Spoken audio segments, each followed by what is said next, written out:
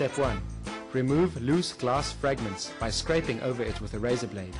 Affix the applicator to the windscreen, placing the center ring directly above the brake. Make sure the suction cups are firmly attached. Step 2. Gently screw the resin chamber into the center ring until the rubber mouth is completely flat against the windscreen. Step 3. Squeeze 5 to 6 drops of repair resin into the resin chamber. Step 4.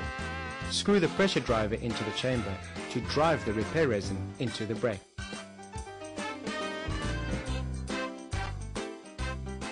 Wait for 5 minutes.